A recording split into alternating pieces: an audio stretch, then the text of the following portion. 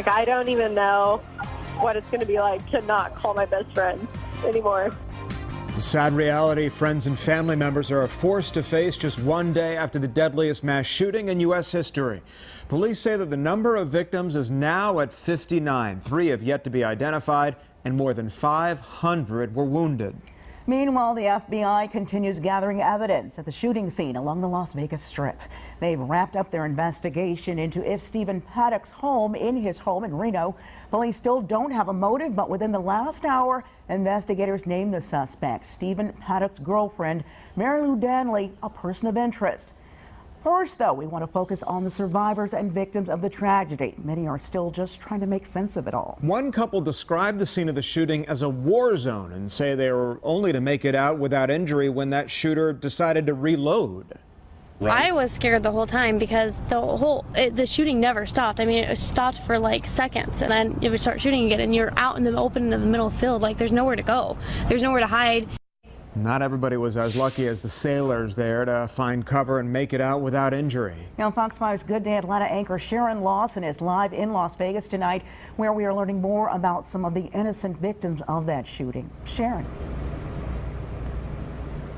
Yeah, innocent indeed. We are on the south side of the Strip where this massacre took place. And if you take a look behind me, you'll see that the area is still cordoned off as this investigation continues. And of course, it's going to be a very thorough and meticulous investigation. And then if we pan up to the left over there in the Mandalay Bay, you can see actually those 2 windows that the gunman smashed out to start his reign of terror, killing 59 and injuring hundreds more.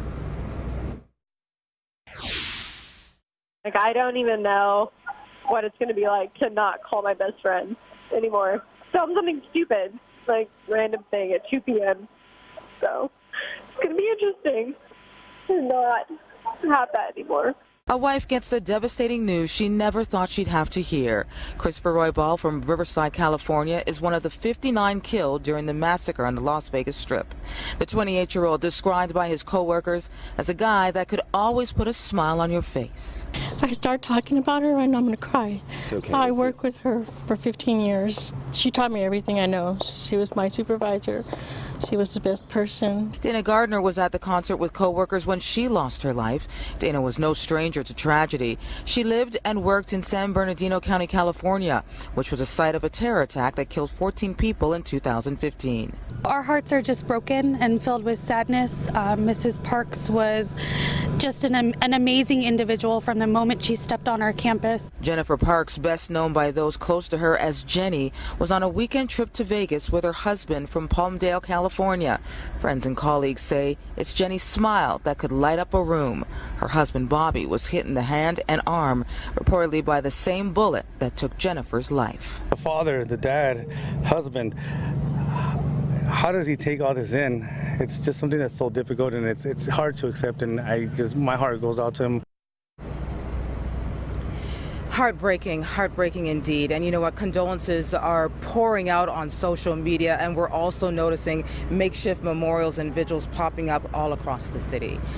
Live in Las Vegas, Sharon Lawson, Fox 5 News. And as you and others share these stories, Sharon, the loss just overwhelming as we learn more about these people. Thank you.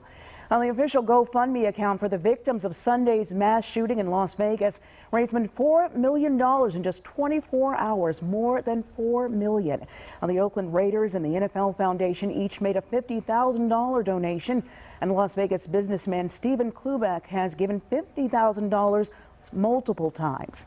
Because so many people have donated, the goal is now $4.5 million. Tom?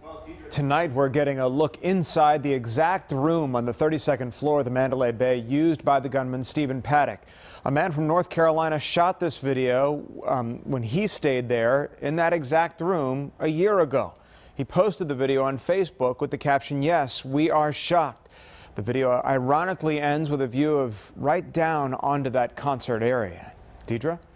New tonight, we are learning investigators found cameras in and outside Paddock's hotel room, presumably to monitor any police activity.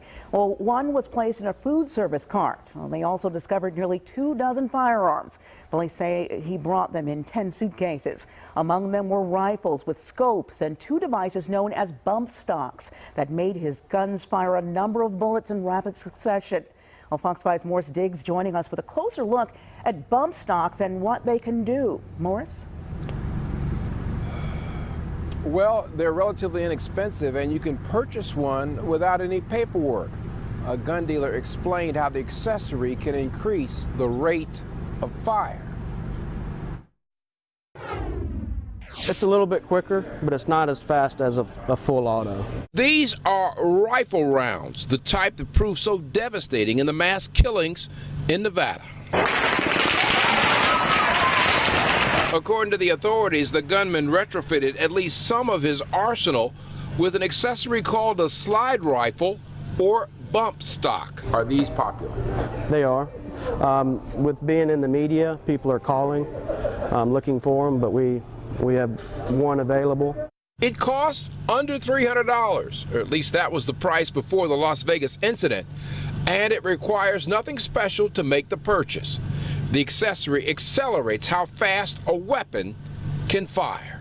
It takes the place of the stock and the pistol grip, and so once that's on, it uses the recoil spring of when it's going back and forth to fire. So when you fire the weapon and the recoil goes back and comes back, it's going to hit your finger again.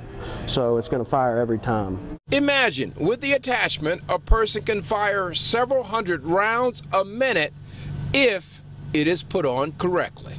Recreational. People like to shoot a lot of ammo, and it's fun to them. Not everybody uses it for the wrong reason.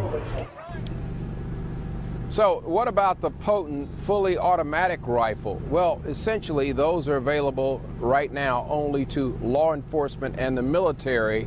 There are some out there pre-1986. If you could find one of those, it's possible to legally purchase that. They are, however, very expensive, in the range of $50,000.